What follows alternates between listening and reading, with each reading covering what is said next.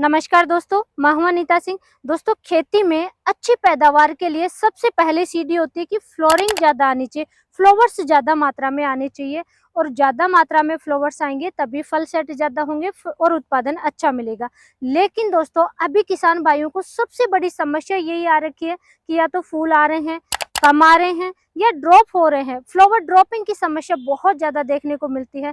दोस्तों, आज की वीडियो में कंप्लीट जो भी इसके रीजन है, एक फसल में कितने प्रकार के रीजन हो सकते हैं, कौन कौन से कारणों से फ्लावर कम आते हैं या ड्रॉपिंग की समस्या आती है, वो सारे कारण कौन कौन से हैं और उनके उपाय क्या हैं, वो इस वीडियो में शेयर करूंगी। इधर देखिए, ये तरबूज की खेती है जो कि काफी दूरी में, ये देखिए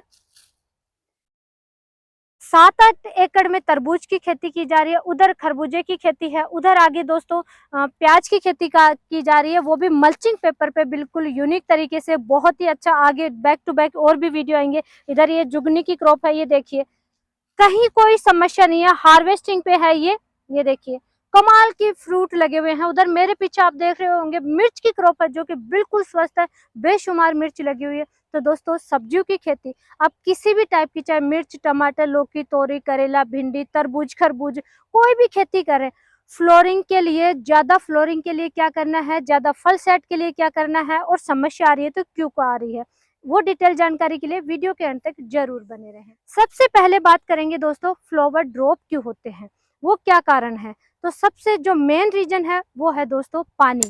पानी या तो आप ज्यादा दे रहे हैं या कम दे रहे हैं। जहाँ पे अभी मैं खड़ी हूँ, ये देखिए दोस्तों, मिट्टी है, बिल्कुल रेगिस्तान के धोरू में मैं खड़ी हूँ। ये देखिए बिल्कुल रेत है, बिल्कुल रेतीली मिट्टी है। तो दोस्तों डेली ही, क्योंकि अभी गर्मी शुरू हो चुकी है, तो डेली पानी लगाना होगा। अगर चिकनी मिट्टी है जहाँ पे जैसे कि पानी की 2 दिन में आवश्यकता होती है, तो वहाँ 2 दिन में लगाइए, 1 दिन छोड़ के 1 दिन लगाइए। कैसी आपकी मिट्टी है उस पर डिपेंड करेगा। लेकिन फसल को अलसाने लग जाए दोपहर में, तो समझ जाइए कि उसमें पानी की आवश्यकता है। तो आप डेली लगाइए या 1 दिन छोड़ के 1 दिन लगाइए। पानी का मैनेजमेंट प्रॉपर तरीके से रखिए। सेकंड जो रीजन होता है वो होता है दोस्तों फसलों में पोषक तत्वों की कमी। अक्सर किसान भाई सब्जियों की खेती करते हैं, सभी में ये लगता है कि नाइट्रोजन, फास्फोरस, पोटास है, यूरिया डाल दो, डीएपी डाल दो या एनपीके डाल दो। नहीं दोस्तों, हर फसल में 1-2 पोषक तत्व ऐसे होते हैं कि किसी में कोई से पोषक तत्वों की ज्यादा आवश्यकता होती है तो किसी में कम आवश्यकता होती है। वो आपको प्रॉपर मैनेजमेंट करना है। और जैसे ही फ्लोरिंग स्टेज शुरू हो जाए, देखिए ये तरबूज की क्रॉप है, अभी फ्लावर्स आने लग गए हैं, बहुत ही शानदार तरीके से फ्लावर्स आ रहे हैं, फल सेट हो रहे हैं, जो कि मैं आपको दिखाती हूँ। ये देखिए तरबूज है, बिल्कुल शानदार तरीके से फल सेट हो रहे हैं। ये देखिए यहाँ पे हैं, एक एक जगह देखिए 2-2 फल आ रहे हैं। ये देखिए फल सेट हो रहे हैं, फ्लावर्स भी आ रहे हैं और बिल्कुल स्वस्थ क्रॉप है, किसी टाइप की कोई कमी नहीं है। और इस प्लॉट में दोस्तों अलग अलग कई वेराइटियों के तरबूज लगाए गए हैं।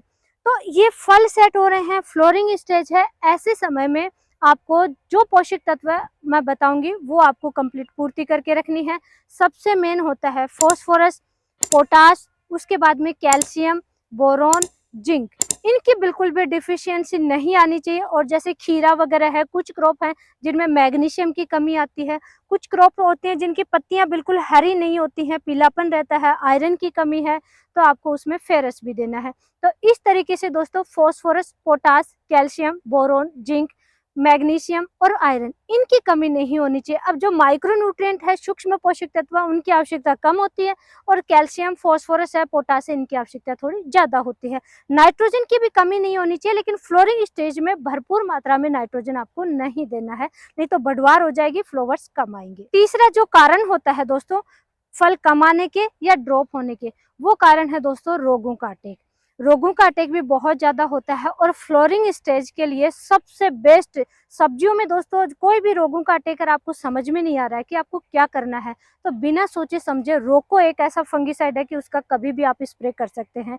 थायोफेनेट मिथाइल 70% पाउडर फॉर्म में आता है, बेझिझक उसका स्प्रे निकाल दीजिए। और क्योंकि रिजल्ट उसका लंबे समय तक रहता है, तो फ्लोरिंग स्टेज के लिए बेस्ट फंगिसाइड है। और भी आपके एरिया में कौन सा मिल रहा है उसी अकॉर्डिंग आप कीजिए, लेकिन फ्लोरिंग स्टेज में कॉपर बेस, जैसे कि कॉपर सल्फेट है, कॉपर ऑक्सीक्लोराइड है, कॉपर हाइड्रोक्साइड है, इनका आपको स्प्रे करने से बचना चाहिए फ्लोरिंग स्टेज में। और बाकी आप स्टेज में कर सकते हैं।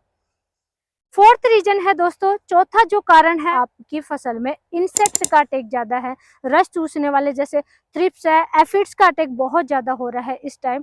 तो आपको इंसेक्टिसाइड का स्प्रे जैसे ही, अब देखिए दोस्तों इसमें फ्लावर्स आने लगे हैं, फल सेट होने लगे, ऐसे समय में सिस्टेमिक इंसेक्टिसाइड का स्प्रे करेंगे या फिर सिस्टेमिक प्लस कॉन्टेक्ट का स्प्रे करेंगे तो लंबे समय तक आपकी क्रॉप, ये जो टाइम होता है कि फल सेट हो रहे हैं, फ्लावर्स आ रहे हैं, ये सेफ निकल जाएगा और इंसेक्ट का अटैक भी नहीं होगा, इंसेक्ट की वजह से नुकसान भी नहीं होगा।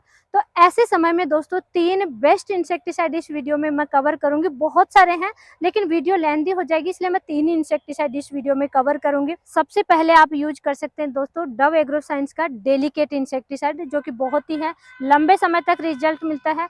स्पिनटोरम जो कि लिक्विड फॉर्म में आता है और उसका आप स्प्रे करेंगे तो लंबे समय तक इंसेक्ट कंट्रोल रहेंगे। डोज होती है 1 ml पर लीटर के हिसाब से घोल तैयार करके फसलों में स्प्रे कर सकते हैं। 100 लीटर पानी में 100 ml, 200 लीटर पानी में 200 ml मिक्स करके स्प्रे करना होता है। सेकंड, अगर आपको लगता है कि सिस्टेमिक प्लस कॉन्टेक्ट इंसेक्टिसाइड का स्प्रे करना है, जैसे कि तरबूज की क्रॉप है, फ्रूट फ्लाई भी कंट्रोल हो जाए, लीफ माइनर भी कंट्रोल हो जाए, माइट्स का भी अटैक नहीं होना चाहिए, हर तरीके से अपनी फसल को सुरक्षित करना चाह रहे हैं तो सोलोमन बायर का इंसेक्टिसाइड है, जो कि हर कहीं पे आसानी से अवेलेबल हो जाता है। बहुत ही स्ट्रॉन्ग इफेक्टिव इंसेक्टिसाइड है, उसका आप स्प्रे कीजिए दोस्तों। बीटासाइफ्लुथ्रिन प्लस इमिडाक्लोप्रिड आता है, कॉन्टेक्ट और सिस्टेमिक इंसेक्टिसाइड है। 1 ml पर लीटर के हिसाब से घोल तैयार करके अपनी फसलों में स्प्रे कर दीजिए। आपको लगता है कि इंसेक्ट का ज्यादा अटैक नहीं है और हनी भी बहुत ज्यादा आ रही है, वो भी सेफ रहनी चाहिए, तो फिर आप ट्रेसर इंसेक्टिसाइड का भी इस्तेमाल कर सकते हैं, जो कि डव एग्रो साइंस का आता है। स्पिनोसाइड आता है लेकिन उसकी डोज बहुत कम लेनी होती है दोस्तों, क्योंकि ये बहुत ज्यादा कॉस्टली भी आता है, इफेक्टिव भी बहुत ज्यादा है। 1 ml प्रति 3 लीटर पानी में मिक्स करके इसका स्प्रे करना होता है। ये हो गए दोस्तों 4 रीजन। 5वां रीजन होता है दोस्तों, जैसे कि आप फसलों में बहुत ज्यादा समस्या आती है निमेटोड की, फसलों की जड़ों में गांठें पड़ जाती हैं। सुबह शाम फसलें स्वस्थ हैं, शुरुआती सिम्टम आपको मैं बताऊंगी, और दोपहर में फसल अलसा रही है तो दोस्तों ये चांसेस होते हैं कि इसमें निमेटोड की समस्या आ गई है। एक प्लांट को उखाड़ के देखिए, उसकी जड़ों में गांठें हैं, तो वेलम प्राइम सब्जी वर्गीय फसलों के लिए सबसे बेस्ट है, इफेक्टिव है कि 3 से 4 पत्तियां आ जाए, या जब प्लांटेशन करें नर्सरी तैयार करके तभी आपको चला देना चाहिए, प्लांटेशन के 7 दिन बाद में ही। और पूरी क्रॉप में सिर्फ एक बार चलाएंगे, पूरी क्रॉप निमेटोड से फ्री रहेगी आपकी क्रॉप। नेक्स्ट दोस्तों, अगर आपकी फसलों में जैसे स्ट्रेस में चली जाती हैं, पहले सर्दियां थी अब एकदम से गर्मियां आ गई हैं, या जैसे मैंने बताया कि कोई हार्ड आपने दवाई का, कोई इंसेक्टिसाइड का स्प्रे किया, कोई भी केमिकल रासायनिक दवाई का स्प्रे किया, या फर्टिलाइजर भी कोई ऐसा एनपीके वगैरह कोई भी ऐसा स्ट्रॉन्ग फर्टिलाइजर जो ज्यादा मात्रा में दे दिया है, यानी कि फसलें स्ट्रेस में चली जाएगी। कोई भी हार्ड दवाई की वजह से फसलें, क्या होता है, फसलों को लगता है झटका, और झटका लगेगा तो फसलें चली जाती हैं स्ट्रेस में, फसलें खुश नहीं रहती। अब उनको खुश करने के लिए दोस्तों, आपको ताकि खुश रहें, ज्यादा फ्लावर्स दें, उनके लिए आपको 2 दवाइयां मैं बताऊंगी, उनमें से किसी एक का इस्तेमाल कर लीजिए। फर्स्ट है दोस्तों जीवाग्रो का सियाप्टेन का, आप स्प्रे कर सकते हैं 2 ml पर लीटर के हिसाब से। फसलें स्ट्रेस में हैं तो बिल्कुल खुश हो जाएंगे। या फिर आप सिंजेंटा का क्वांटिस का भी स्प्रे कर सकते हैं, उसकी भी डोज सेम ही होती है। आपको अगर ऑर्गेनिक खेती कर रहे हैं कि नहीं स्ट्रेस है और खर्चा नहीं करना है, फसलें तो अलसा रही है, स्ट्रेस में है, लेकिन आपको खर्चा नहीं करना है, तो सबसे सस्ता तरीका भी बता देती हूँ दोस्तों, उपले का पानी प्लस सागरी का चला दीजिए, उससे भी फसलें स्ट्रेस से बाहर आ जाएंगी, खुश हो जाएंगी और ज्यादा फल फूल आने लग जाएंगे। और लास्ट दोस्तों जो बहुत बड़ा रीजन होता है वो है दोस्तों नाइट्रोजन की अधिकता। मिर्च और टमाटर में भडवार बहुत ज्यादा चली जाती है, टमाटर में इसका सबसे ज्यादा इफेक्ट देखने को मिलता है। जो हाइट वाले टमाटर हैं या तरबूज में भी जैसे बहुत ज्यादा नाइट्रोजन युक्त फर्टिलाइजर डाल दिया किसान भाई, यूरिया भी घोल घोल के चला देते हैं तरबूज में, तो आपने नाइट्रोजन की अधिकता कर दी, यानी फसल की बढ़वार बहुत ज्यादा हो रही है। अब ऐसी सिचुएशन में फसल की एनर्जी तो बढ़वार की तरफ है, फल फूल की रिप्रोडक्टिव ग्रोथ की तरफ कैसे आएगी, तो वो आपको घुमाना है। उसकी एनर्जी को कैसे घुमा सकते हैं दोस्तों, सबसे पहले तो दोस्तों नाइट्रोजन को दबाने के लिए आपको ज्यादा मात्रा में फास्फोरस और पोटाश देना है।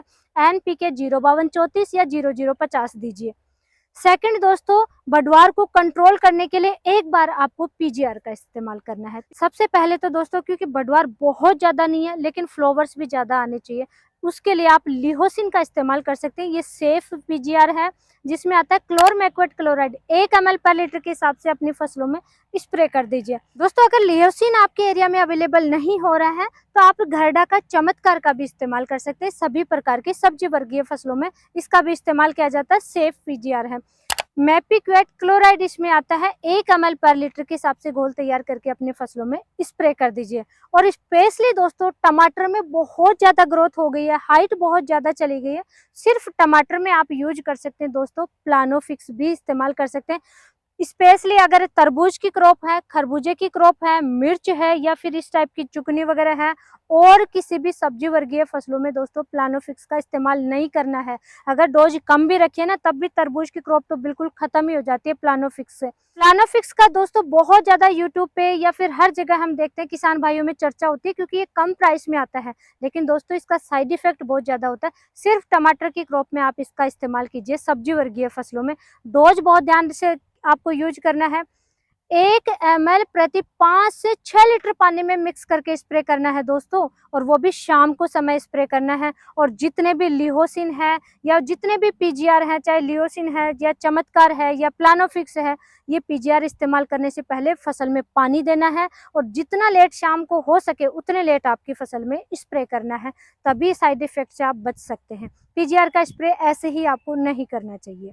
दोस्तों आप कौन सी फसल ले रहे हैं, तरबूज, खरबूज या मिर्च, टमाटर, कौन सी सब्जी वर्गीय फसल है, उसमें कौन सी समस्या आ रही है, वो भी मुझे कमेंट करके जरूर बताएं। इसी तरीके से हम प्लॉट में जाकर के लाइव वीडियो आपके लिए बनाने की कोशिश करेंगे। और आज की वीडियो अच्छी लगी है, जानकारी नॉलेजफुल है, तो वीडियो को लाइक कर दीजिए, ज़्यादा से ज़्यादा किसान भाइयों तक शेयर जरूर करें। धन्यवाद।